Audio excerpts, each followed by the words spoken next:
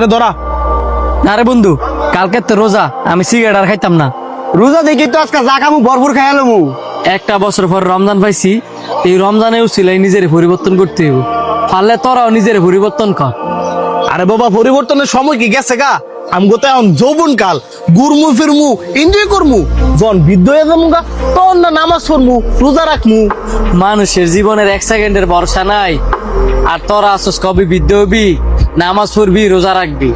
এতদিন নষ্টামি কইরা এখন নাই সাঙ্গরে জ্ঞান দিতা। জ্ঞান তোমার মোহে মানায় না। তুমি যদি হুজুর হইতা তাইলে একটা কথা ছিল। আরে বেটা, তুই আর কথা বাদ দেছে। আয় বন্ধু, কলেজের সামনে যাই, যাইয়া মাল দিই গা। বন্ধু, সময় কিন্তু নাই, আমগো সবারই নিজের পরিবর্তন করা উচিত। এই যে আমরা একটা রোজা পাইছি, এই রোজায় যদি আমরা নিজের পরিবর্তন করে ফেলি, এমন আছে এই রোজার উছিলা তো আল্লাহ আমগরে মাফ করে দিতে পারে।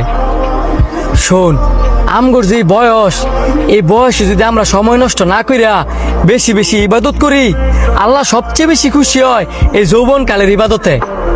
আর তোরা যে চিন্তা ভাবনা করছস যে বৃদ্ধ বয়সে ইবাদত করবি, শোন, যৌবন কালের একটা সিজদা বৃদ্ধ বয়সের 80 বছরের ইবাদতের সমান। তুই মসজিদে যাইয়া সেজদা দিয়া আঙ্গুল লাগে দোয়া করিস, তাই লইব। আমি তো দোয়া করমই, তোরা যদি রমজান মাসে নিজের পরিবর্তন না করস তো আর কবে করবি?